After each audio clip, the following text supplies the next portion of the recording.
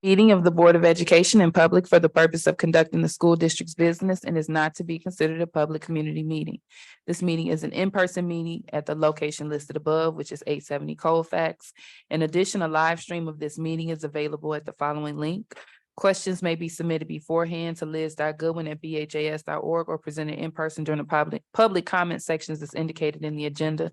Board members may be contacted through the emails listed below. Requests for special assistance, including for persons with disabilities, may be sent to liz.goodwin@bhas.org.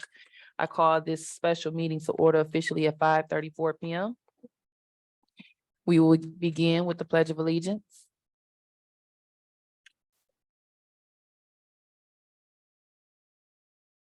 I pledge allegiance to the flag of the United States of America and to the republic for which it stands, one nation, under God, indivisible, with liberty and justice for all.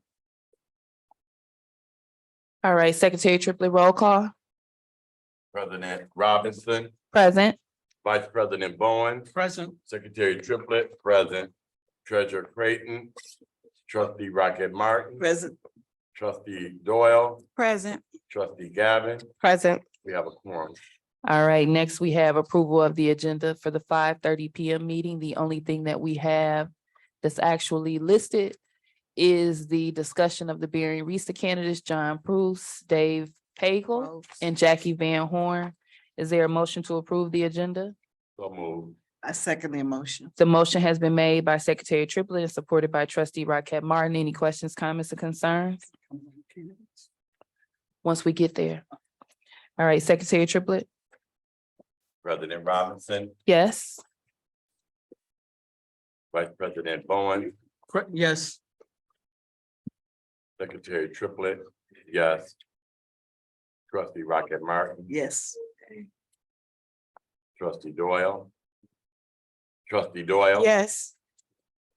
Trustee Gavin, Yes. motion carried. All right, next we have review of our board norms. I'll go through those really quickly. The Board of Education norms for Benton Harbor area schools. We will treat each other with respect. We will listen to learn. We will refrain from side conversations. We will use our time wisely, starting and ending our meetings on time. We will challenge ideas, not people. We will ask questions when in doubt. There will be no surprises at the board table. We will practice the 7 norms of collaboration. Those are pausing, paraphrasing, posing questions, putting ideas on the table, providing data, paying attention to self and others, and presuming positive intention. Next, we have public comment on agenda items. Is there anyone here for public comment on agenda items? All right, hearing none, we'll proceed. As a reminder, protocol as of 9/13/2022, all comments will be limited to 2 minutes per trustee per topic. First up on the agenda is the discussion of the Barry and Risa candidates. As you all are aware, Barry and Risa is up for election for their Board of Education. And so there are 2 6-year terms and 1 2-year term.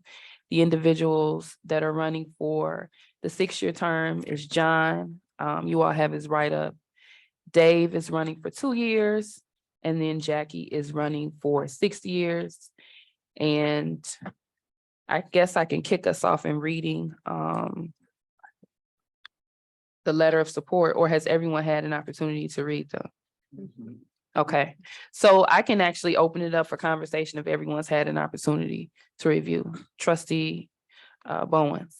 I hate that there's nobody to run against some of these candidates. Some of these candidates, well, one individual, in my personal opinion, has supported the dismantling of public education from enacting dangerous laws.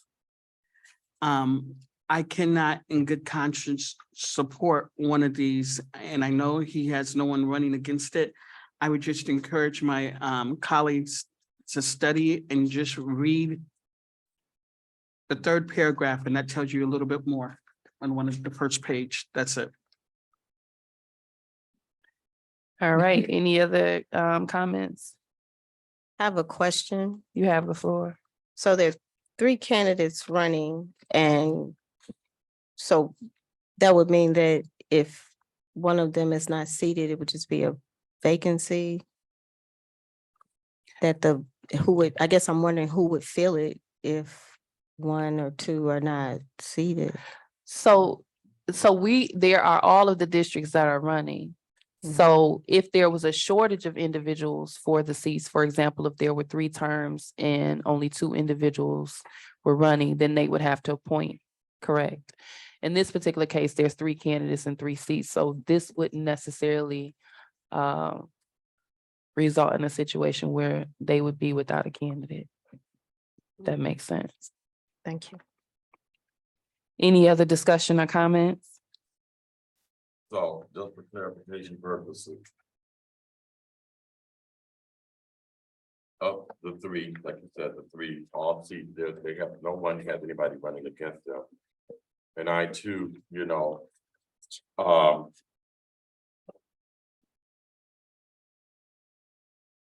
we're talking about, because we get ready to go into a partnership agreement. And one of, Van Risa is considered one of the intensive level of support for this partnership agreement. And I just, one thing I think that we're going to have to work with everyone that is on here, because they'll probably all be seated. But I would hope that, as I go through and look at private and public education and what have you, I am solely public education. And so for me, I hope that it is understood that this is, in this position, those people who are elected and selected for these positions, that they understand that this particular juncture to serve on this board, you should be pro-public education. Thank you. All right, any additional comments or questions? One more question, just in terms of the process. I'm You new have, to it. you have the floor. Thank you, President Robinson. So when we vote, is it just a resolution to vote for all 3, or are we voting for each one separately? So if you, the vote takes place in the 6 o'clock meeting, but if you look in that packet, the resolution is on about the back of the 2nd page that they standard provide. So we insert a candidate for the 6-year term. We insert another candidate for the 6-year term, and we insert a candidate for the 2-year term. And then we also designate our representatives, which Raquel Martin is our representative, and Secretary Triplett is our alternate. So we complete the resolution in our 6 o'clock meeting for the candidates, as well as who's going to actually issue the vote. So it's all on one staff report. Correct. Thank you. I have a question. You have the floor. Good evening. Sorry for my tardiness. So basically, to just kind of summarize it, it sounds like that this is just a formality because these people already will have a seat. 3 people, 3 seats. Okay, thank you. But we've all been on the board before when we had multiple candidates and actually had to make a selection. It wasn't the past year, it was the year before. I think we had the conversation in one meeting, and I think we voted in a board retreat.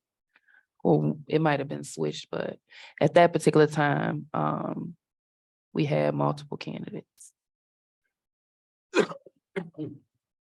And for some reason, I can't think of his name right now, but I know, I remember. yeah, from Mosaic, he ended up getting appointed to the board that year. So is there any, I'm sorry, Madam. You have the floor. Is there, who is no longer on the board? With Van Risa?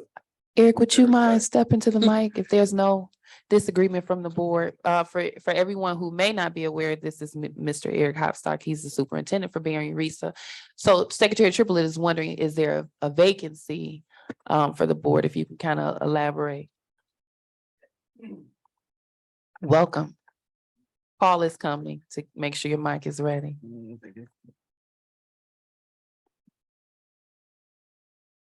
It is a pleasure to be with you. Answer any questions that you have. I can explain the process. I don't determine who the candidates are, and I will do my best to fill in any of the missing details as I understand them. Aileen Smith, which has been a longstanding board member of Berry and Risa, I think she's on her 17th year with us, has decided not to run for another term. She has other things she would like to do, and she's deserved that retirement. Personally, she's a good friend, and I would love to see her stick on until she can no longer do it, but she has decided to step away. So we have, like most boards, we had 2 seats that this is their naturally occurring cycle. That is the seat currently held by Aileen Smith. And that is the seat that Jackie Van Horn filled that are now coming up on their 6-year term, or I'll take that back. Dave Pagel is finishing the term of Linda Holt, who passed away, and he is filling he was appointed and then was elected to fill the remainder of her term. So Linda Holt and Aileen Smith are 2 that are finishing that 6-year term. Jackie Van Horn was appointed because at the time, Dr. Michael Lindley resigned his position. So it was appointed, but then now that we come to the next cycle in elections, there's a 2-year term. Dave Pagel has decided to apply for that term. And then John Prose and Jackie Van Horn. So Dave Pagel and Jackie Van Horn are current board members that are running. John Prose. I did have 3 other individuals that reached out to me. We had conversations about Berry and Risa, what our board philosophy was, just answering any questions. They did not choose in the end to file their official paperwork and run. So we do have 3 candidates. Go ahead. In normal board with this, are we required to vote? Like, could we separate this resolution? Or never mind, I don't want to make it complicated on you guys. I think I understand your question. ISD elections are different in that they are electoral elections, and our board members are elected by the constituent boards that we serve. So you're doing a couple different things tonight, and I'll get specifically. You are nominating who is going to vote on Benton Harbor Area Schools' behalf. If you're not nominated, you can't, and you don't show up, there's no one else at the last minute that could take that place. So most boards say, here's our representative, here's an alternative. And then you are designating that representative or electorate to cast your vote. Now, you could say, we want to vote for this person and not vote on this decided individual. In other words, if you feel like we in good conscience can't vote for somebody, you could direct your electorate to say, cast your 2 of 3 votes for these 2 individuals, and we don't cast a vote. I think you're smart enough. You realize when you have 3 for 3, it's only going to take 1 vote, but you can still make your opinion known by not casting a vote. You would just leave a blank slate for that particular individual. Thank you. Any other questions while we have him present?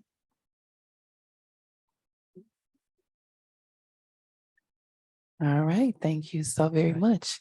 He is actually here for the 6 o'clock to present or answer any questions we have about the budget, but came for the 5:30, and I'm glad that he was here. Is there any additional conversation or discussion on the candidates?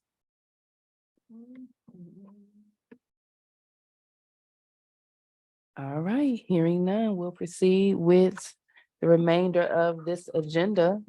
That was the only discussion topic that we had. Next on the agenda is open public comment. Is there anyone here for open public comment? All right, hearing none, I'll entertain a motion for adjournment. Make a motion that we adjourn. Support. The motion has been made by Treasurer Creighton and supported by Trustee Bowens. Any questions, comments, or concerns? Hearing none, Secretary Triplett? President Robinson, Yes.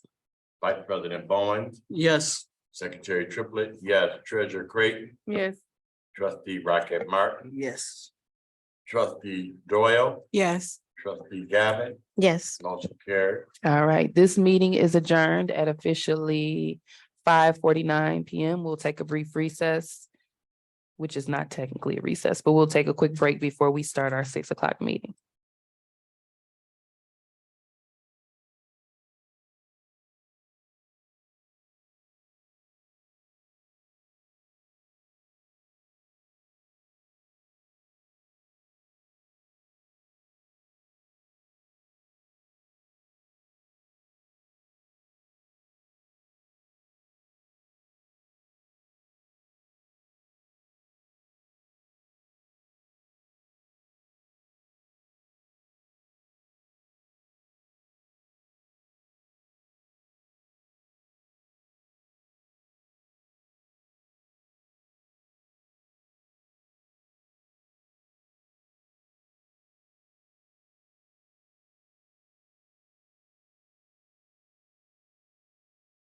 This meeting is a meeting of the Board of Education in public for the purpose of conducting the school district's business and is not to be considered a public community meeting. This meeting is an in-person meeting at the location listed above, which is 870 Colfax. An additional live stream of this meeting is available at the following link. Questions may be submitted beforehand to liz.goodwin@bhas.org or presented in person during a public comment section as indicated in the agenda. Board members may be contacted through the emails listed below. Requests for special assistance, including for persons with disabilities, may be sent to liz.goodwin@bhas.org. I call this meeting to order officially at 6 o'clock PM. We will begin with the Pledge of Allegiance.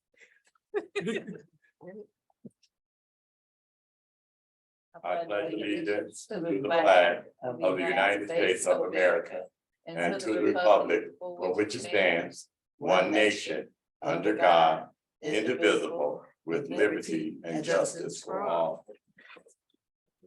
Secretary Triplett, please call the roll. President Robinson, Present. Vice President Bowen, Present. Secretary Triplett, President, Treasurer Creighton, Present. Trustee Rocket, Present. Trustee Doyle, Present. Trustee Gavin, Present. Quorum is finished, staff. All right, thank you, Secretary Triplett. Next, we have approval of the agenda. Is there a motion to approve the 6 o'clock special meeting agenda? So moved. I second. The motion has been made by Secretary Triplett and supported by Treasurer Creighton. Questions, comments, or concerns? Hearing none, Secretary Triplett? President Robinson, Yes. Vice President Bowen, Yes. Secretary Triplett, yes. Treasurer Creighton, Yes. Trustee Rocket Martin, Yes. Trustee Doyle, Yes. Trustee Gavin, Yes. motion carried. All right, and for the sake of time and being that I just went over the Board of Education norms for Benton Harbor area schools about 20 minutes ago, I'm not going to read them thoroughly, but just ask that everyone keep them in mind as we go through our meeting. Next, we have public comment on agenda items. Is there anyone here for public comment on agenda items? All right, hearing none, we are at board business. Reminder, protocol, all comments will be limited to 2 minutes per trustee per topic. The first thing that we have is the resolution for Berry Risa School Board candidates, which is Board Report B1. And it actually goes hand in hand with the resolution that is on the back of it. This is the official resolution that is submitted to Berry and Risa. And you'll notice that it designates Stephanie Rocket Martin as our representative to serve on the 2023 electoral body responsible for electing members to Berry and Risa, and Ronaldo Triplett as the alternate representative in the event that Trustee Rocket is unable to attend. We also have to determine the candidates that we're going to select. So I'll read our standard resolutions. Board report number B1, subject being RESA 2023 school board elections, May 23rd, 2023. Reason for board consideration. Michigan law requires intermediate school districts to notify member districts of ISD school board elections and candidates running for those positions. Facts and analysis, the ISD Provided a list of candidates that are running for the positions on the Berrien Reese Board of Education. Introductory letters and biographies and resumes for candidates have been provided to board members for their review. A vote tonight to support 3 candidates is needed to satisfy the deadlines of ISD, which he did clarify that we do have the option of not selecting all 3. Policy reference none, strategic plan reference none, recommended action that the Benton Harbor Area Schools Board of Education votes to support the following candidates for positions and terms on Berrien Reese's Board of Education. And so as you all see, as I stated, the resolution on the back is what will be submitted. Notating Stephanie Rockett Martin and Secretary Triplett as our alternates. I know that we've had this conversation and there appears to be potential interest in not selecting 3 candidates, but potentially only selecting, that's me, I'm sorry, guys. Selecting 2 of the candidates, so I'll open the floor up for conversation.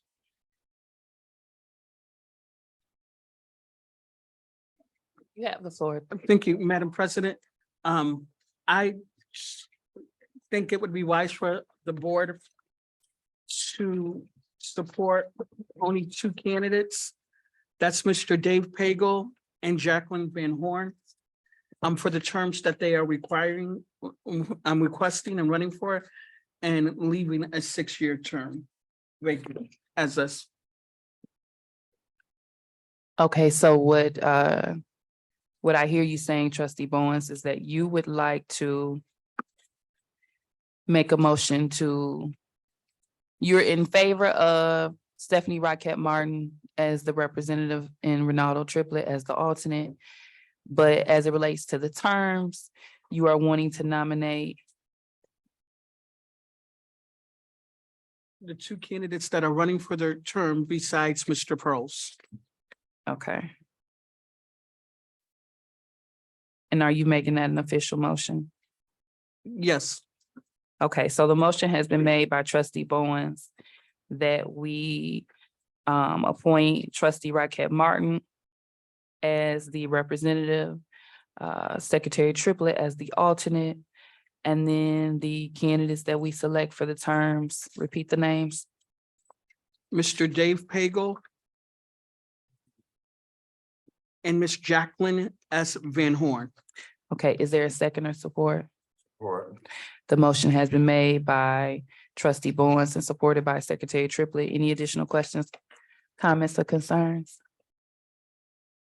I think there is an ethical imperative that must take place. You know, for me, I just feel like, I guess, just being honest, it's like, it seemed like it never ends. It just never ends. You know, it would be very difficult for me. And I've met Mr. Cruz down through the years, various events. But when I look at people who were on the side of dismantling our school district, on the side of closing down our high school, I think it would be a slap in the face of the citizens.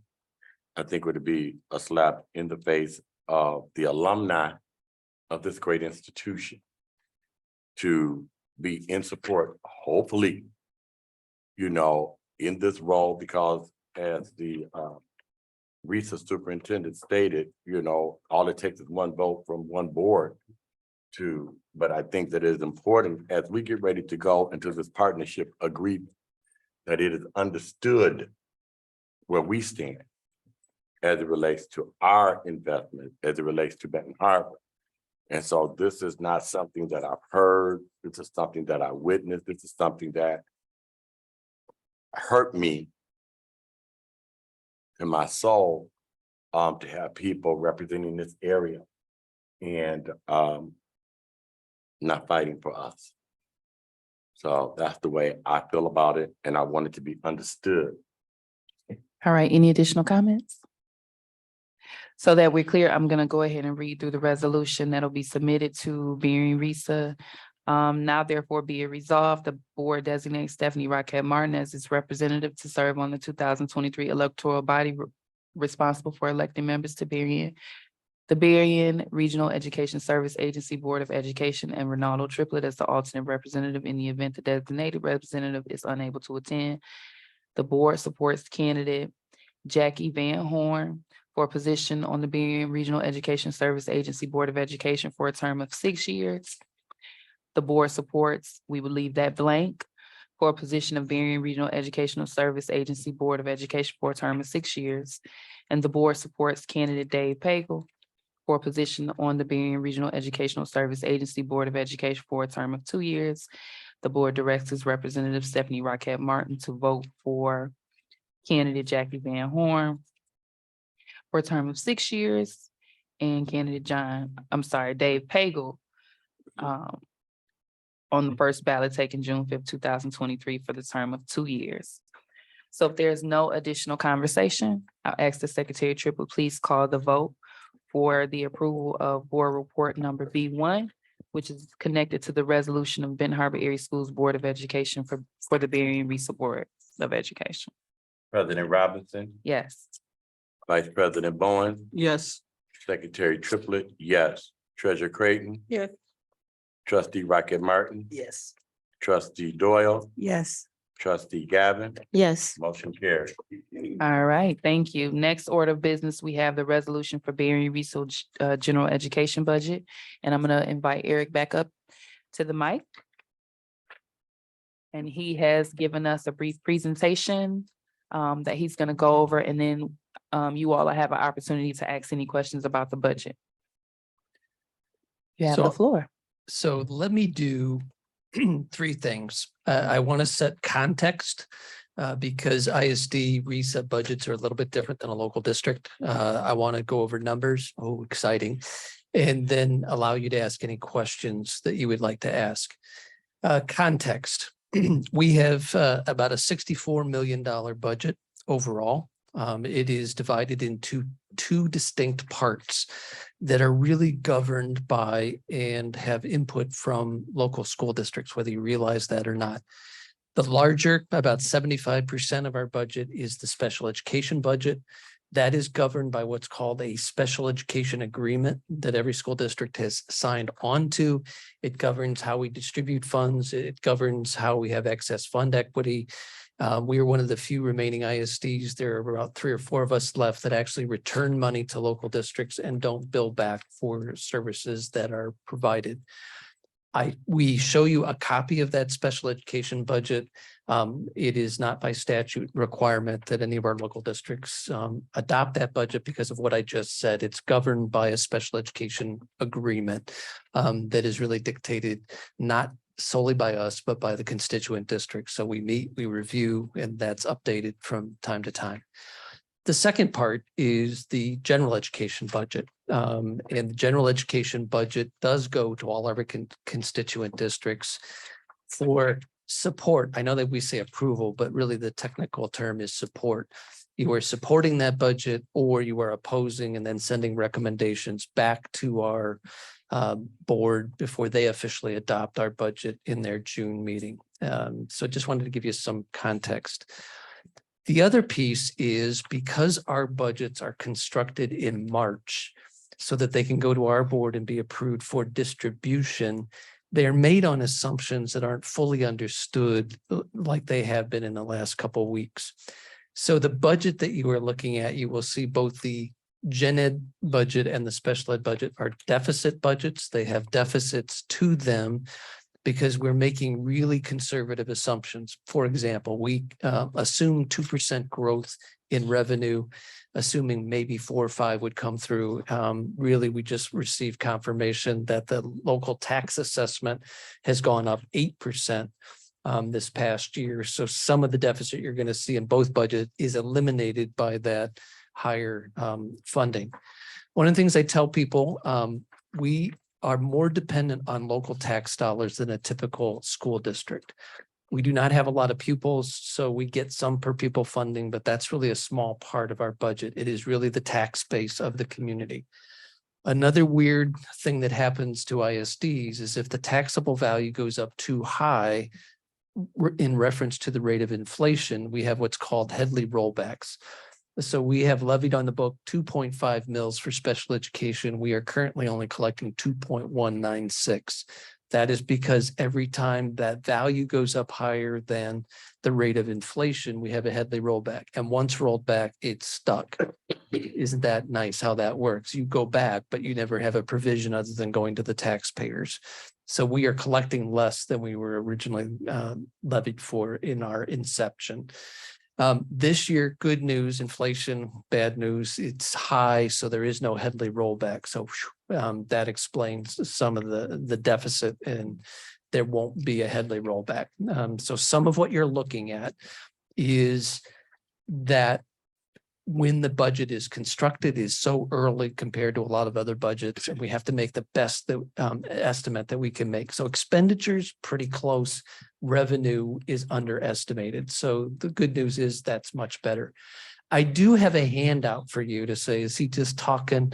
I have a handout for you that shows the 10-year average for the general ed budget. And then when you flip it over for the special ed budget, and you'll see there's sort of a, I don't know, what is that, a maroon brown line that shows revenue and expenditures and then fund equity. You can see in all but 1 year, the actual budget that is more clearly understood as we get the school year underway has been positive for all of those years. We have a little over a 20% fund balance. The state averages for school district fund balances right now is 19.8%. That's based on the House revenue estimating as of the end of March.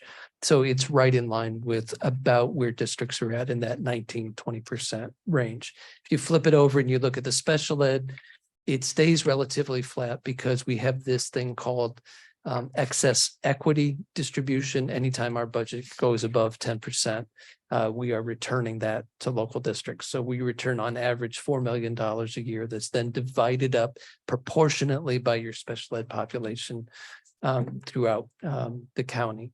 And so that gives you some context. The other thing that a couple boards asked for a couple years ago is, what does it look like in terms of what percentage of the budget do your salaries make up? And you can see it's been relatively flat all of these years. So we are not running up salaries and running up a number of staff, because the percentage of salaries, now that's not total cost with bennies and all of that, but the salaries that we have been relatively stable or trailing slightly downward over the last number of years. Just wanted to give you that context.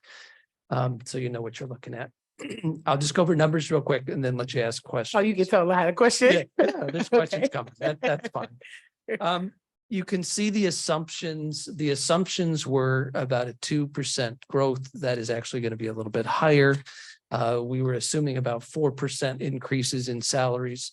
That's about accurate. We're currently in contract negotiations. We have settled with our professionals at 4%, but we're still working on the paraprofessional contract. That needs to be settled yet. So there may be some slight wiggle there, but it's pretty accurate. There's no additions of staff under the gen ed budget. There is some addition of 2 FTEs under the special ed budget, which is a behavior specialist and then a nurse, because increasingly students at our Lighthouse Educational Center are taking more and more psychotropic medications, which require direct supervision of a licensed, and we just don't have that. So a school secretary is no longer sufficient. So we're adding those 2 features.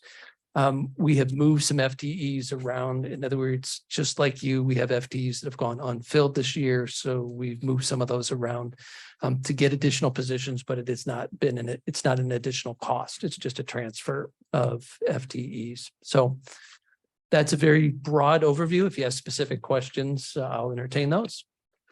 Treasurer Craig? Thank you. Thank you so much. This is great information. And I know that your presentation was specific, but as I'm thinking, and we're working on our projected budget for next year, and then as I look across the table, this partnership agreement. So my question is, if you will, like, what services do we directly benefit from as a district under the RISA? You have a number of students at Blossom Land Learning Center. You have a Okay. number of students in our ASD programs. You have a number of students in Lighthouse Education Center. I don't have this graph as of this year, but as of last year, if, in other words, if we got out of that business of providing those services, that would be an immediate $1.8 million hit to your budget in particular, because you would now have to begin to provide those services. And the funds that we are bringing in through federal dollars would not be sufficient to offset that once distributed. So that's one example. We do have literacy consultants that are working with your particular groups when asked to the expense. If you can pause, Yeah, that's, sure. and so, I'm not looking at this as like a negative, I'm looking at it as how can we better utilize the services that are available? And so with that being said, what services are we able to take advantage of?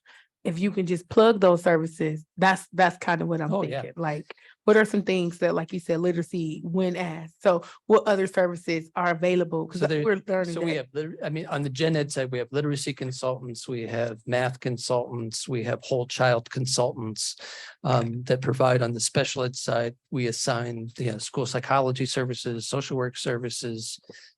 We are also coordinating the mental health grant through 31N. That is a combination of direct service providers out of our office, but it is also flowing funds out to local districts as they hire their own social workers Mhm. and other service providers. The caveat there is you have to design that in a way that it is Medicaid billable. Mhm. So we have seen a broad expansion in FTEs across the county. We started with 3. I think we're up to 9 or 10 right now. So that is an expansion of services. We also provide payroll services for 14 different districts. 3 of those are outside of our county now that we're providing. We provide accounts payable services to districts. We have begun business manager services. 3 of our districts are now receiving business manager services through us. We have also done, just got into facilities management. We have one of our districts that's doing facility management. And then any other services that we're approached by, we sit down and begin to have that discussion. So it's really about how do we coordinate services so that we can get the most bang for the buck with our service. And then which services, are these services, included or are they at an additional cost? They're at a purchased cost, but Okay. most of the districts are saving substantially. Right now, the last ticket was we're saving districts 1.7 million by coordinating those services. So I'll just give you a payroll service provider. Okay. They are able to do the services at half to 40% of what a district would hire their own individual for, because you're spreading the cost over a couple districts. So 3 districts will share 1 person, and that's where the cost savings starts coming in. It's a service you could provide your own, but if we did it through cooperative agreement issue, and it's really a year by year. I mean, no one is bound Mhm. forever for Right. those services. Every year we say, do you like your services? Do you Yeah. want to continue? Sometimes they do, sometimes they don't, but it is, how do we maximize local districts so that they have the most efficient expense of their dollars that they can? And I'm glad that you mentioned that. And just as a follow-up, it was one service that was not mentioned. However, what I do want to say first, and I know that you weren't here when some of us, we've talked about this during the partnership agreement, some of our concerns with our partnership. And so I'm not a person to, crowd or spill milk or spoil milk, however you look at it. But in moving forward, I would like to definitely start having these conversations as we're working on and working through our trauma with the RISA and building a new relationship with you. I would definitely like to, start these conversations because I did have the privilege of working for the district, I think for 7 years. And, we did have some good partnerships. Everything was not bad. And so the service that I didn't hear you mentioned was the CTE. And we know that that's a big one. I was a CTE teacher. We have another board member that was also a CTE teacher, and it happens to be one of our passions. And so that's something I know that's listed on here, but as you kind of start thinking and we move forward, I think that's something that we would definitely like to do in the very near future if you could plug us with someone that we can start having those conversations with, so that we can kind of look at it from a board perspective and then pass it on to our superintendent. Yeah, just, I talked to Chris Machiniak because we're reviewing how do we expand registered apprenticeships in the county? How do we get Okay. more offerings? In Benton Harbor, you have more students enrolled in CTE than you have in the last 5 years. You're up to 407 students. Okay. We're talking about potentially expanding 3 more programs here next year. So that's a collaborative agreement Okay. that we work. How do we have more options so that kids go from here to the world of work, if you will, Mhm. in a seamless transition? And so we can do better as a county Yeah. on that. So Okay. can I just say one thing? You gave Go me- ahead, you gave please me a do. window, so I'll Uh-huh. open it. You know, on behalf of Barry and Risa, I'll apologize for that which has happened in the past. And what I mean specifically is I think we had the opportunity to step up and to publicly defend the district, and we did.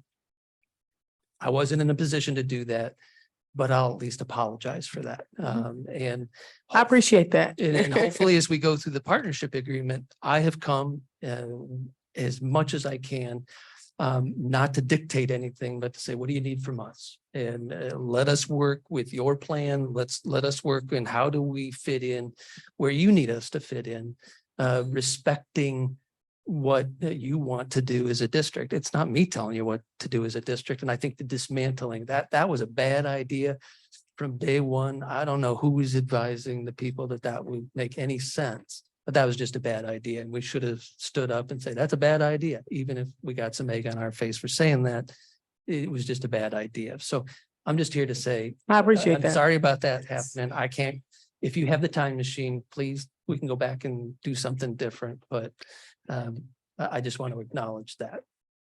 Yep, I don't have the time machine, but I do have God, and I've seen some karma go on some of those people, and so I'm good with it. Yep. All right. Thank you, Treasurer Creighton. Secretary Triplett had a question. I guess, you know, I was at the Michigan Association of School Board, at the Michigan Association of School Boards Conference. And, you know, and I took the class on ISDs and local district.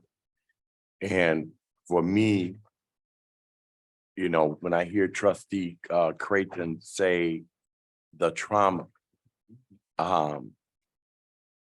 for our community, but for me personally. And so I want you to understand that this has absolutely nothing to do with you, yet at the same time, everything to do with you as the superintendent of Barry and Risa. What's understood don't ever have to be explained. I've been trying to get an understanding of the partnership, the relationship. I remember early on in my employment in Benton Harbor area schools, where one of our seasoned administrators specifically said, and I didn't understand why, to never trust that relationship. And as I went through it, I saw why. And so I don't know how we move forward, you know, but for me, I am for Benton Harbor. I look at this budget and I see these millions of dollars, and I just don't really, I tell my students, if you don't know something, ask. So I guess for me, I want to know, like we said, we got these services, but we pay for these services. I want to know what money, if you guys have closed your budgets out and what have you, how are these monies allocated to your districts in Barry and Risa? How much has been allocated to Benton? How does that look? So you don't have to answer that tonight. But I think I could start answering that. Okay. Most of what we talked about is free to you. In other words, the literacy services, the math services, CTE services, because you're part of this cooperative grant. None of those services are charged back to the local district. And the services that I did mention that are cooperative purchase services are at a rebate to you. Mhm. In other words, you would be paid, those services that I mentioned, you would already be hiring somebody to do those. It's just at a cheaper rate. And once again, that's a district decision. Do you want to involve yourself or no? If you have your own staff and hired them, good, you're good. And you can see that the general ed budget of our overall budget is by far smaller. You know, it only has so many people. Technology services, you guys are part of Power School. We provide that Power School support. Illuminate, which is the electronic IEP process, we provide that support. You're not being billed back for some of those services other than the base fee that you would pay if you had that product directly. But all the support that goes with that is baked into that particular budget. But I can get you a summary of if you start taking those services and breaking them down per pupil, it starts adding up what you're getting in terms of the services from Barry and Risa. Thank you. Trustee Raquel Martin. Yeah, I was just gonna ask, Eric, what kind of services do you guys offer for the very young child? That is where you guys participate with us with a Great Start Readiness Program. And we are, a number of years ago, those used to go directly to the districts, and then the state reconfigured that. A number of ISDs just took that program over. We decided we wanted to stay in partnership with our districts. So we have done it in a partnership way. And so we have built and expanded that particular program so that districts are getting that funding straight. We do early on. Those are those services for students that are developmentally delayed or eligible for special education under the age of 3. And so you get that coordinated service. As a matter of fact, Benton Harbor is one of the larger users of that particular service, but that is a benefit that you are getting that is coordinated on your behalf without having to expend any dollars to do so. Does that answer your question? Yeah. Trustee Gavin. That was good.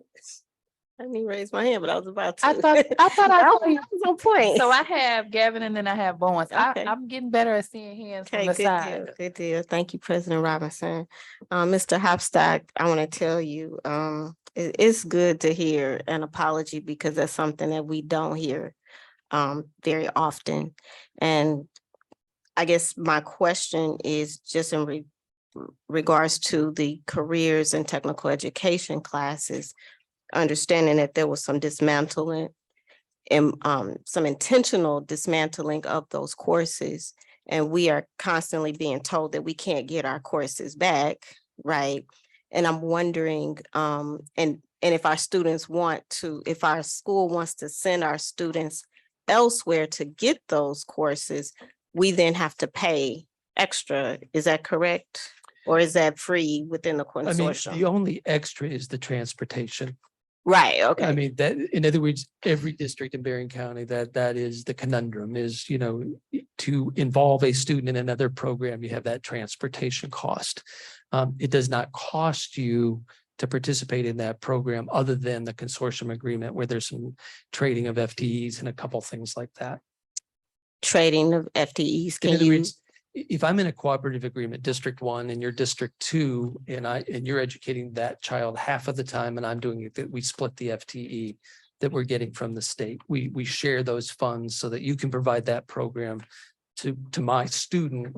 And that's how, but that it's not a straight halvesies, if you will, because we're using those not McKinney, but the CTE PA 51 funds to cover those costs, particularly relative to equipment purchases, because some of the programs are heavy duty equipment purchases and the instructors. One of the problems that we have run into with all of our districts is you have to have industry credentials to teach some of these programs.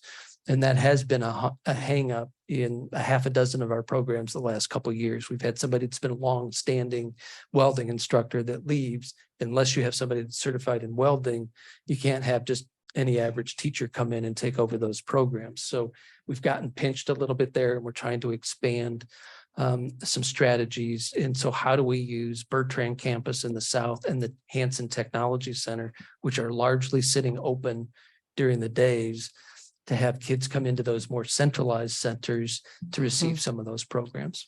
Right, and so a portion of our funds go to other districts for them to provide that service, and that is in part because of the dismantling and we're told that we cannot get certain programs back because we haven't, utilized those programs in a certain amount of time. And I guess what I'm wondering, budget-wise, is that a Berrien research level decision that we cannot get our programs back and use the funding in that way, or is that That's an MDE that's requirement. that's Yeah. Michigan And Department of so all I can Education? tell you is they were talking about 3 programs coming back to the district. I know there's a hospitality program, health science program, that we're right now, those are hanging in. If we can find the right instructors, those are back.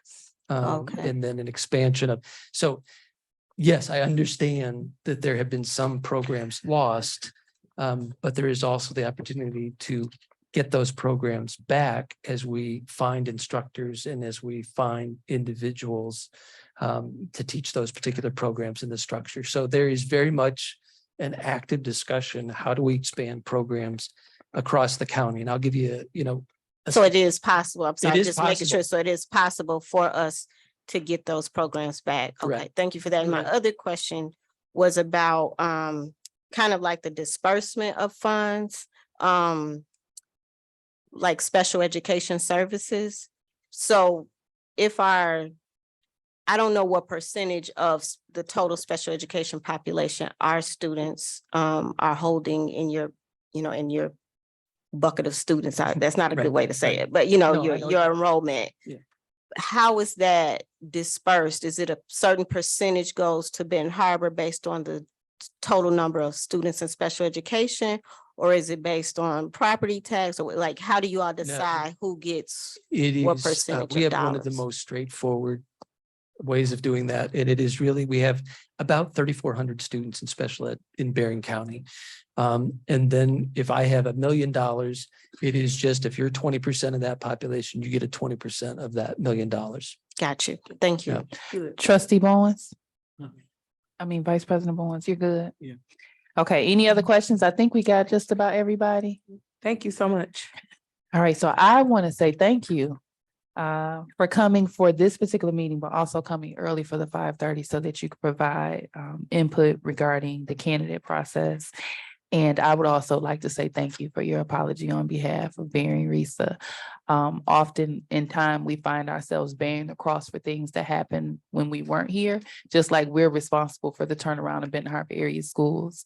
So I thank you for the apology, and we look forward to working collaboratively with you all to restore the roar in Benton Harbor. So thank you. And if you have additional questions that come up, please pass them along. I mean, I can get, it's always after the meeting's over. I wanted to ask, just ask, and we'll do our best to get you the information you want, to be at least transparent. It won't always be great information, but we'll be transparent with you. Thank you. And just as a reminder, Trustee Rocket and Secretary Triplett are our designated board members for Berrien Risa. So you can always send questions to them because they do go to the meetings as well. And I don't know how much time you have. I know that the next thing we vote on is regarding the countywide consortium. So you might be needed to ask a question if you have a few minutes. I do. Okay, so you can have a seat. We just need to vote. Is there a so we're I make a currently motion. on the board report for B2. I need a motion. I'll make a motion to support board report B2. All right. Second. The motion has been made by Treasurer Creighton and supported by Trustee Rocket Martin. And as a reminder, this is for the approval of the Berrien Regional Education Service Agency General Fund operating budget. Any additional questions, comments, or concerns? Hearing none, Secretary Triplett, can you please call the vote? President Robinson, Yes. Vice President Bowen, Yes. Secretary Triplett, yes. Treasurer Creighton, Yes. Trustee Rocket Martin, Yes. Trustee Doyle, Yes. Trustee Gavin, Yes. motion carried. All right, thank you. Next on the agenda, we have Board Report B3, which is Career and Technical Education Countywide Consortium. I believe this is going to be, are you providing this presentation, I'm sorry, Chief Waddell? No?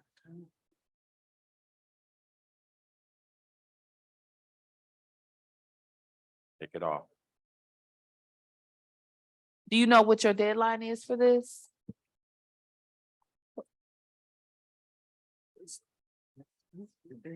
Eric, President- do you know if this has a timeline on it? I know that it's something that we're required to do, but do you know if we have a deadline?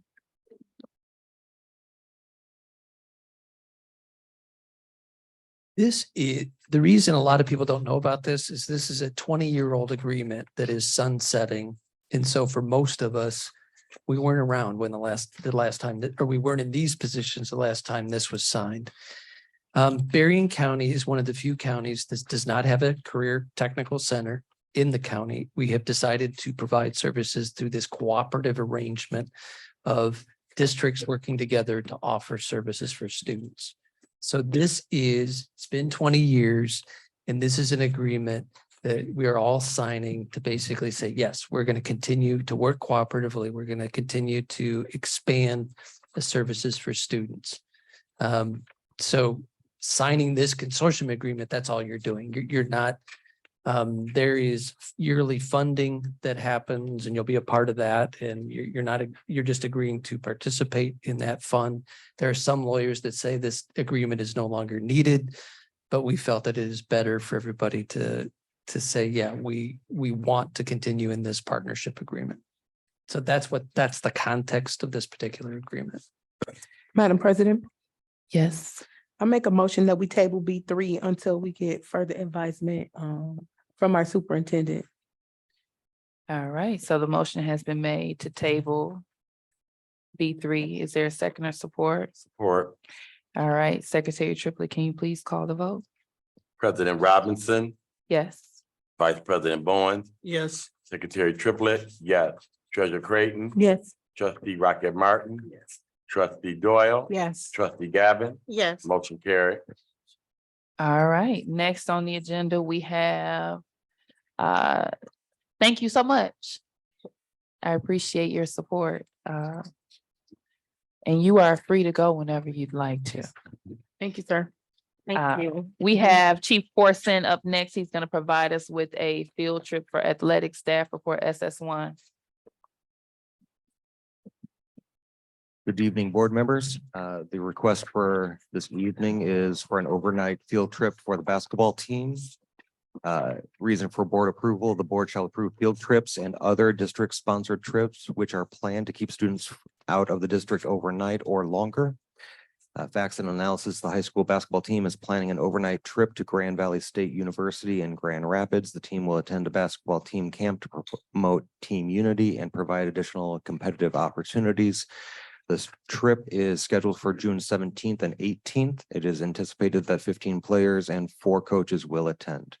The cost of this trip will be 100% funded by the Student Activity Fund, policy reference 2340 field and other district-sponsored trips, strategic plan reference none, recommended action that the Benton Harbor Area Schools Board of Education vote to approve the overnight field trip to Grand Valley State University basketball camp.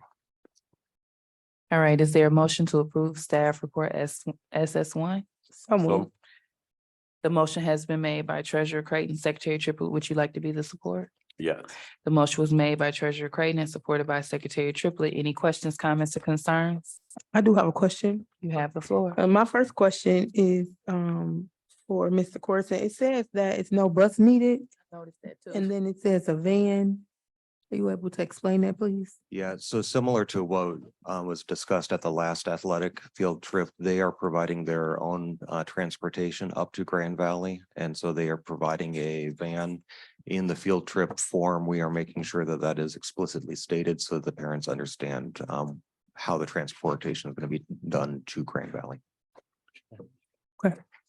President Robinson, oh, my second question. You have the floor. Okay, so my second question is, I know that we have a bunch of fish to fry, but if we could come up with some deadlines on when field trips need to be actually turned in and work on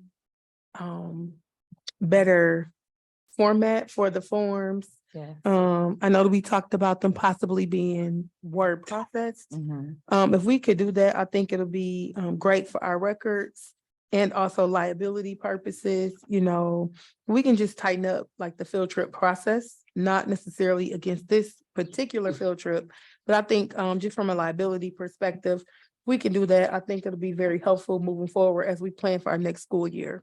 Agreed. Thank you.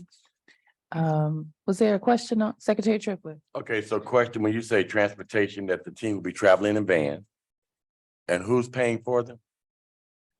Paying for what? The vans, No cost to the transportation. no cost to who? There is no cost to my understanding for the transportation.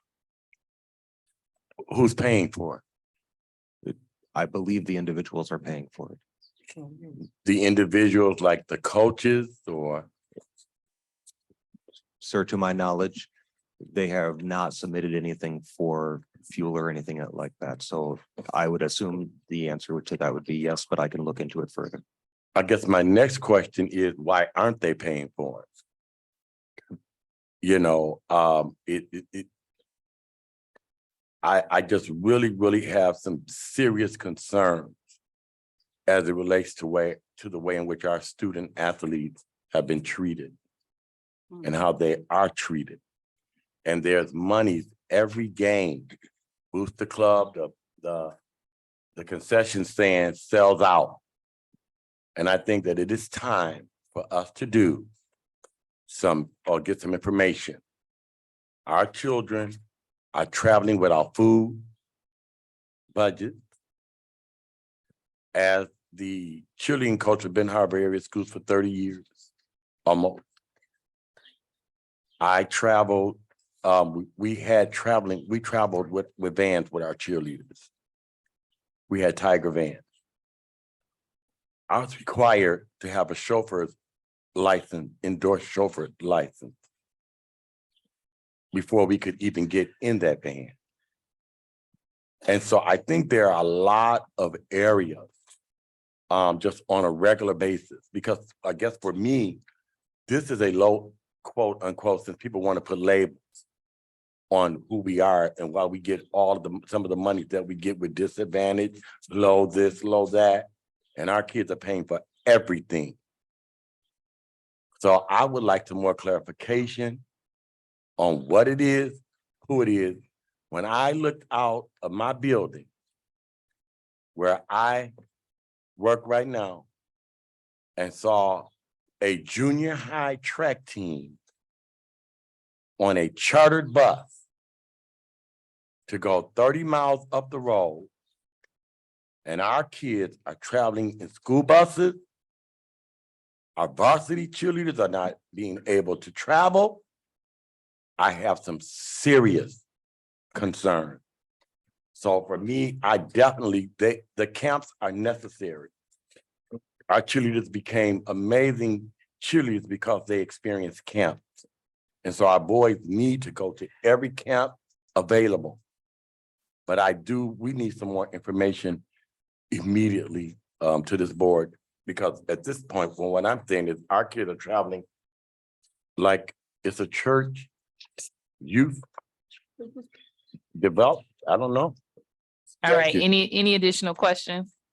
I have a question. We'll go trustee Gavin and then trustee Doyle. Secretary Triplett just brought something up, I guess, in my attention. I remember when we were on the track, when I was on the track team 1,000 years ago, we had a stipend.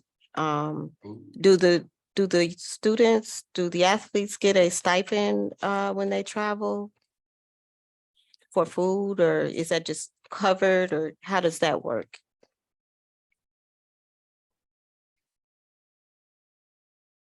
Trustee Gavin, I will break this down and I will make sure that I get the answer for you. To my knowledge right now, food is going to be provided to them. I just do not know how that is provided. You said food will be provided for Yes. them? Yes.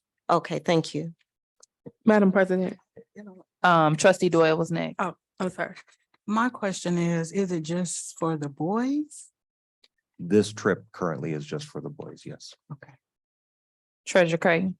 I was just going to ask if we can get a copy of that student activity budget in which this trip is being funded from. That'd be great. Yep. Thank you. Trustee Rocket Martin. Yeah, is this the school van that they're gonna be traveling on? I will get further details and I will provide those to the board. So currently, I apologize because I do not have all the information that you are asking right now, but I will make sure that I provide that to you. Any other questions for Mr. Corson? Can this be tabled or? Yeah. Our next meeting for June is June 13th. Yes. Madam President, You have the floor. and so I do struggle because I 100% want our kids to go. But what I'm afraid of right now is that for the last 3 months, we have pushed these applications through and it's becoming a trend Mhm. to keep disrespecting our board. And I'm not sure where the disrespect is coming from, but I feel like at some point we have to take a pause and, you know, just do what we need to do. And so tabling it is giving them an opportunity to answer the questions, but to not deny the trip because we definitely want them to go. And so again, not trying to make an example out of the kids, but students did not complete this application. Students did not put it on the agenda. And so at this time, I would like to make a motion to, and then hopefully the student and the coaches, whomever is responsible, I think they can hold them accountable. Because we have to have some accountability. It's just, it becomes a safety hazard and a liability. So at this time, I would like to make a motion to table staff report SS1. Is there a second or support? For the tabling? Treasurer Creighton is wanting to table staff report SS1. Is there support? I want clarification. So when the trip is scheduled when? I'm trying to, June It's 17th not to until June 18th. 17th. well, I know in order for them to do this, for camp, for us to go to camps and different things, they have to have the deadline. They have to get this paperwork in now. They won't be able to wait. You know, it has to be approved for them to go, because they gotta send the paperwork in and get it approved, because the colleges and the campsites are ordering food, making arrangements for the teams to come to the camp. So this coming in right now, they probably need to get this done next week. The minutes for them to be able to go to the camp. Madam President, You have the floor. I guess I'm thinking, and I agree 100% with Secretary Triplett. And so there are some signatures on this form. And so maybe it's time for us to talk to our employee to find out if whomever is responsible for constantly signing off on these things, if they are completed, that he can then hold them accountable. That could be a measure of accountability instead of actually tabling this particular staff report.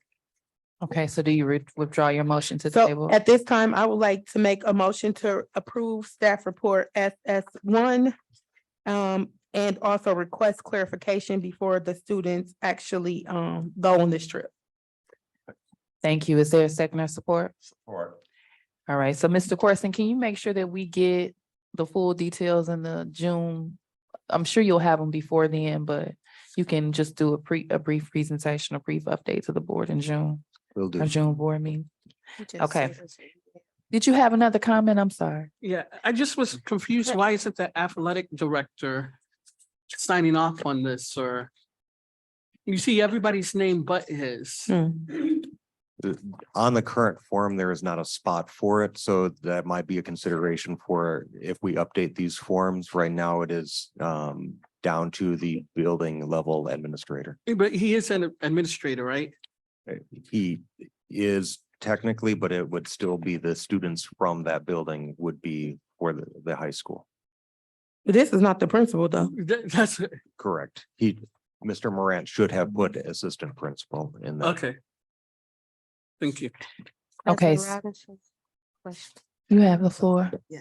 You had another question? No. You've already gone. I just wanted to clarify why I asked about the van. I'm not saying that's a bad thing.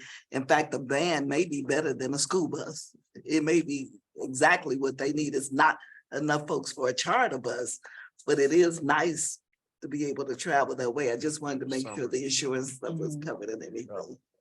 Trustee Gavin, did you have a question or Yeah, comment? yes, President Robinson, I'm just wondering, does this have to be a full presentation? Can he just send us Yeah, an he's just gonna email give with the us an answers to the update. questions so So that we'll it's not probably already elongating, have the answers elongating via our email, meeting? right? Right. So we're gonna take one final question and then we're gonna call for the Did vote. y'all hear my question? Cause. Yes, I heard it. I'm talking while I trying was not, talking. I'm attempting to not elongate this meeting as Right, well. you were Secretary talking while Triplett, I was talking, President Robinson. My That's the point of apologies. order. Thank you. Secretary, did you have a question? I do, I want to know what chief does this division fall under? Is that under curriculum? Student services?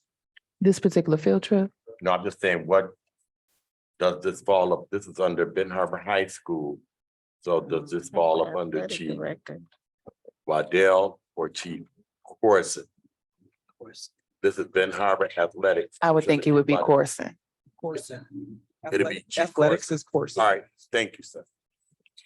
All right, Secretary Triplett, the motion was made by Great. Creighton and supported by Triplett that we approve staff report SS1. Secretary Triplett, can you please call the vote? President Robinson, Yes. Vice President Bowens, Yes. Secretary Triplett, yes. Treasurer Creighton, Yes. Trustee Rocket Martin, Yes. Trustee Doyle, Yes. Trustee Gavin, Yes, motion carried. All right, next we have staff report T1. Chief Batis Waddell, new textbook adoption. Thank you. Good evening again to everyone. And just to start off, I have been taking notes about the expectations for the field trip form, so I will be sure to roll that out to the building principals at the start of the school year during our principal retreats. It's on my big poster board in my office, but I wrote it down again. So I will make sure I address that with them. First off, I would like to go over the presentation slide deck. It's really brief, just so that you have the understanding of the process for the textbook adoptions this school year. So like I said, this will be a brief presentation.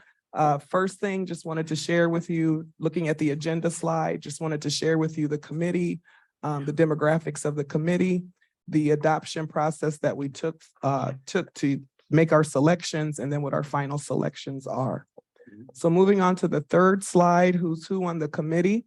Our committee was made up of a diverse group of teachers, instructional leaders within our district, a variety of different grade levels, variety of different schools. A majority of them were from the high school. And then a majority of the subject areas was language arts, and then math and social studies fell right behind them. And the number of experiences, like I said, it's pretty diverse. Moving to the fourth slide, the textbook adoption process. Before we dug into the books and all the examples that we had in our room, we talked about the responsibilities and the roles of each committee member. We developed our lens by using what is called the instructional materials evaluation tool to help us identify the textbooks that met the scientific data about literacy and mathematics as our rubric to make those selections. And with that rubric, we narrowed down our choices. Teachers took the materials back to their classroom, they piloted it, they shared it, they talked about it, they discussed it. We looked for bias, especially in our social studies and our literacy curriculum. And then with all of that process, the final selection was made by the panel of about 20 different folks that were on that committee. We started off with more, but because of extended day, we did lose about 4 or 5 teachers, but we still had a nice selection of people that continue to come back and support the work.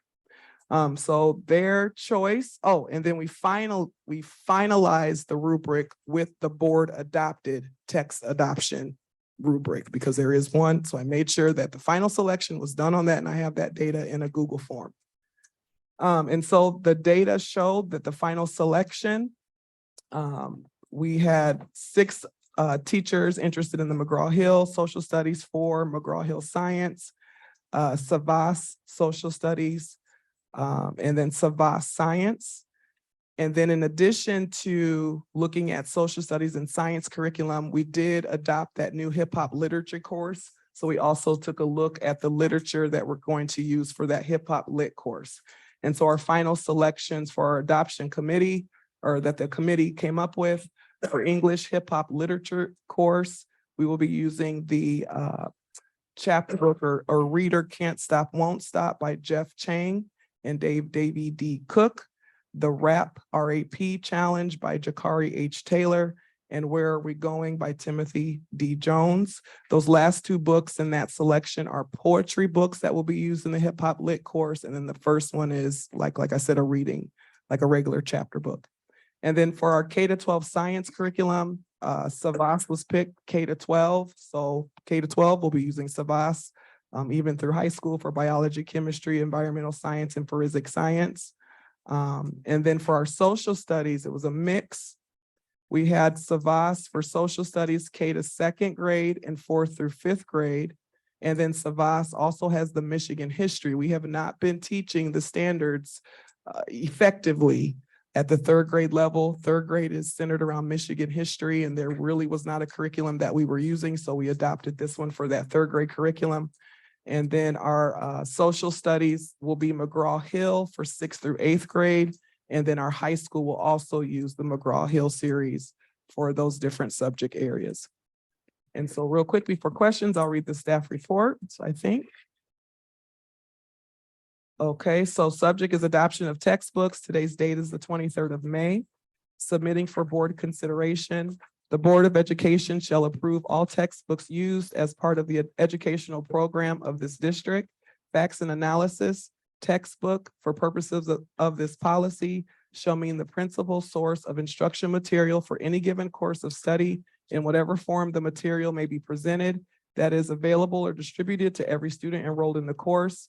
The superintendent shall develop administrative guidelines for the selection of textbooks that includes effective consultation with professional staff members at all appropriate levels. Policy reference 2510, adoption of textbooks, 2210, curriculum development. Strategic plan reference, learning environment. Benton Harbor area schools will develop, maintain, and implement with fidelity a multi-tiered system of support that enhances the culture and learning environment.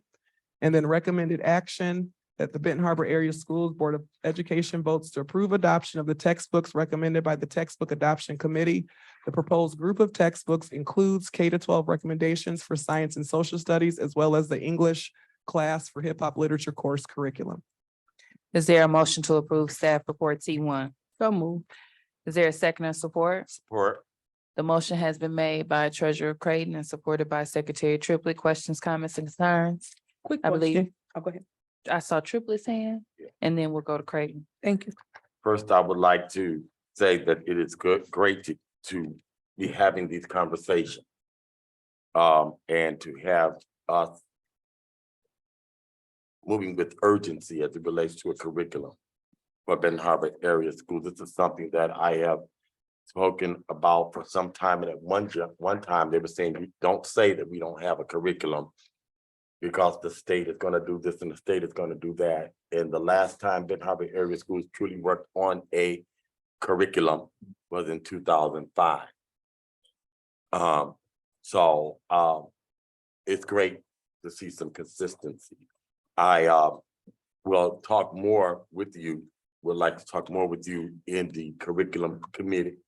I appreciate, and I want to say that, I want to thank you for the work. I would like to get some information from you if at all possible. I would like to get the names, the list of the teachers who were the part of this curriculum team. Everybody that worked on the curriculum team. I did not hear it mentioned that there were any administrators who were a part of this particular committee. And if that was the case, if that was an oversight or if not, we can discuss that later in curriculum committee meeting. I can kind of give you a little response. We can talk about it Is it more, Ms. but Patterson one? I'm sorry. Ms. Patterson, isn't I she? was gonna say, I actually opened it up for 2 weeks for anybody and everybody to come and look at the material and judge it and rate it and everything. I even opened it up to the whole district. So did I specifically reach out? No, but I did have a window of opportunity for anybody to come and make recommendations and use the rubric to rate for like 2 weeks. So Well, we I can mean, just, I get what you're saying though. It's concerning to me as the principal of these schools that they should not be leading this work because we should have instructional leaders. That is what is closing. That is what is urgent in our district, the instruction. And so myself, like I said, we can talk about it more, but I do want it to be on the record that I don't think that anything as a principal of each individual building, that shouldn't have been a reach out and if you want to come, that should have been a mandatory requirement in leading the work. That's just my thought. But thank you again. I'm glad that we're moving in the right direction. Thank you. Treasurer Creighton. Yes, I just wonder, I'm also glad, very glad, and it's always good to see culturally relevant topics. I remember learning about Medusa and then Romeo and Juliet, which nothing wrong with them, but to hear that you can learn more about, things that teenagers and young adults are interested in is great. I just wonder, what other, did you guys do any research on what other districts might be using? So I have reached out, actually, yes. I'm actually proud of a relationship that I've built, but anyway, Okay. I have reached out to local districts to get ideas, and that's how I learned about that Michigan history. Gotcha. There were a couple of options that were out there that were being used, not in this county, but close to the county. I'm actually reaching out for some other curriculum for a reading intervention group. So not specifically to science, social studies, but that is happening for other curriculum reasons, but not specific to the ones that we're adopting today. But the hip hop lit, yes, that is a reach out all the way to the East Coast. Okay. Thank you. So. Perfect. Okay, any other questions? Not a question, just a comment. I am, when I was looking over the science curriculum, I'm kind of really looking at what I see. It looks like it's going to be experiments and hands-on. When you say inspire science, where they're going to have a hands-on experience with it. And then I even see down where it says 9th through 12th, the forensic science and environmental science that can lead to careers in those fields of science. So I see it as I'm just believing it's interactive and it's and it's career oriented and innovative, and that our kids will really enjoy doing it. My other concern is that they will have the labs and stuff to perform these this learning in the chemistry, that they will actually have chemistry labs and physics labs and those kinds of things that will give them true experiences in these kinds of sciences. Because I know that from this, you can get a career and go to college and then maybe even offer AP classes that will take our kids even further. So yes. Thank you. Secretary Triplett, can you please call the vote for staff report? The T1? President Robinson, Yes. Vice President Bowen, Yes. Secretary Triplett, a proud yes of our chief. Treasurer Creighton, Yes. Trustee Rocket Martin, Yes. Trustee Doyle, Yes. Trustee Gavin, Yes. motion carried. All right, thank you, Chief Corson and Chief Batiste Waddell for the information that you presented. I did speak with Liz.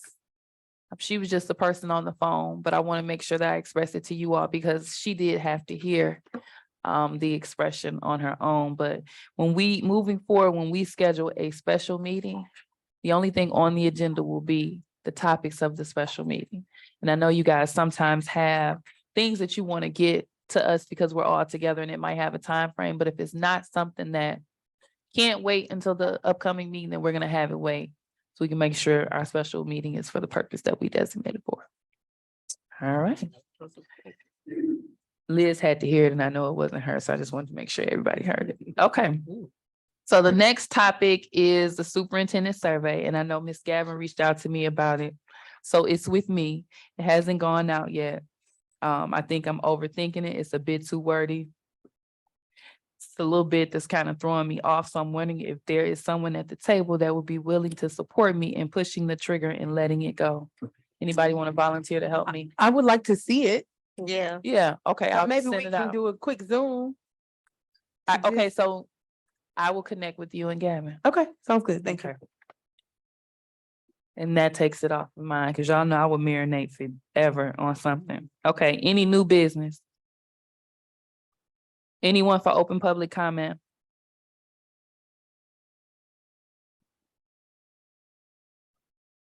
You have the floor. Marcus Muhammad, 453 Cherry Street, Benton Harbor, Michigan. This evening I rise to, first of all, thank the board for your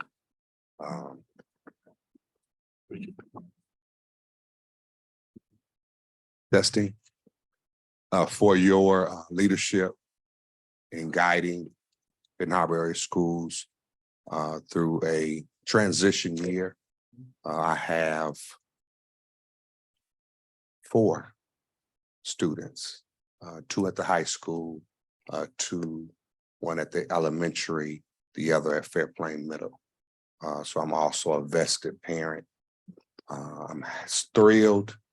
I'd like to thank publicly Trustee Gavin for your effort with the Fresh Start in your behind the scenes and public pursuit to get the debt forgiven.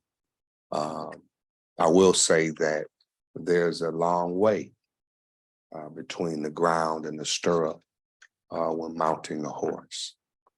So there's still a lot of talks and no votes. There's still, I think, has to go through the Senate and the House as well. Everybody is not as happy as we are.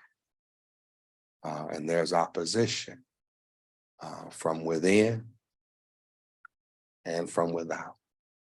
So I'm just here to ask for a unity, not uniformity. Everybody has on the same hat, same uniform, like we work at McDonald's. But we have one purpose, one thought in mind, which is the success of Benton Harbor area schools above our own personal or even professional opinion. But we keep this organism called BHAS out front because the last thing that we need to show at this time is a fractured, disagreeable Board of Education. I do plan to meet with the Speaker of the House, the Black Mayors of Michigan, as well as the State of Michigan Black Caucus leadership to discuss that particular great initiative going forward. So thank you also for passing the basketball for the boys team camp. As a former coach, you know, they're scrambling, they need to send a check in, you know, all that behind the scenes stuff. We use the church van. So it's hustle, but your leadership tonight will help them to do that. So thank you. God bless you. I ain't been here in a while, but have a good evening. Thank you. Next week, anyone else for open public comment? All right, you have the floor. Hello, everyone. My name is Joseph Bullocks. A few things down. Last board meeting, I asked for a closed session, not to just to discuss my resignation, but to discuss things that was going on with my employment.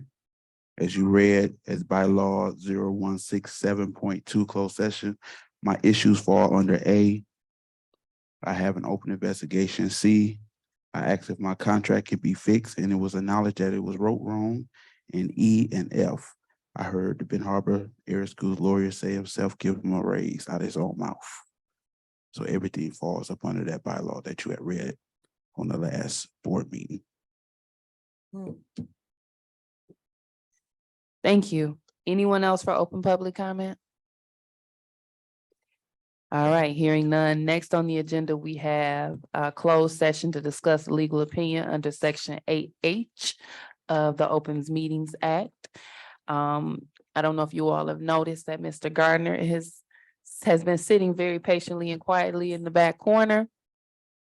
And so he is prepared to enter into closed session he has two separate legal opinions that he'll be reviewing with us. However, we do need to have a motion to end open session and go into closed session. And then we're gonna do board member announcements and comments and adjournment after. So if there's anyone here that wants to hang out, you're more than welcome to. But we do all of the business up front so that you all don't have to wait. But of course, it's a public meeting. So is there a motion to end open session and enter closed session? I put a motion on the floor that we end open session and go into the closed session. Second or support? Support. Motion has been made by trustee Bowens and supported by treasurer Creighton. Secretary Triplett, can you please call the vote? Madam President, Yes. a point of clarity, in that motion, does it need to say why we're going into closed session? I think we have to specifically say that. Yep, he can read it. Who made the initial motion? You can just read it off the agenda. I move that we go into closed session to discuss the legal opinion under section 8H of the Open Meetings Act. Support. The motion has been made by trustee Bowens and supported by treasurer Creighton. Questions, comments, concerns? Secretary Triplett? President Robinson, Yes. Vice President Bowen, Yes. Secretary Triplett, yes, Treasurer Creighton. Yes. Trustee Rocket Martin. Yes. Trustee Doyle. Yes. Trustee Gavin. Yes. Motion carried. All right, we are entering closed session as of 7:14 PM. Session and returning to open session? President Robinson, Yes. Vice President Bowen. Yes. Secretary Triplett, yes. Treasurer Creighton. Yes. Trustee Rocket Martin. Trustee Doyle. Yes. Trustee Gavin. Yes. Motion carried. All right, and then I believe there was another attempted motion that you wanted to adjourn without comment. Is that what you were attempting to do? Yes. Yes. Okay, I make a motion that we amend the agenda to adjourn without board comment. Support. the motion has been made by Treasurer Creighton and supported by Trustee Bowens. Secretary Triplett? President Robinson, Yes. Vice President Bowen, Yes. Secretary Triplett, yes. Treasurer Creighton, So is this to amend the agenda or This is to the adjourn? amended agenda. Yes. Trustee Rocket Martin, Yes. Trustee Doyle, Yes. Trustee Gavin. No. So what? All right. 8:15. Motion carried. Now, is there a motion to adjourn? I put a motion on the floor to adjourn the meeting tonight. The motion has Seconded. been made by Trustee Bowens and supported by I heard Doyle. Secretary Trustee Doyle. Secretary Triplett, can you please call the vote? No questions or Questions, concerns? comments, concerns Yeah, I regarding have a adjournment? comment. Go ahead. I think that if anybody needs to leave, they should just be able to leave. And if the board members have a comment to make, we should be able to make our comments. Thank you. Thank you. Secretary Triplett, can you please call the vote for adjournment? President Gavin, Wait a minute now. Trustee Gavin, Yes. Trustee Doyle, Yes. Trustee Rocket Martin, Treasurer Creighton, No, I'm just kidding. Treasurer Creighton, Secretary Triplett, no. Yes. Vice President Bowen, Yes. President Robinson, Yes. motion carried. All right, our meeting is adjourned officially at 8:18 PM. Thank you all so much. 8:18. We had a good meeting though. I appreciate it.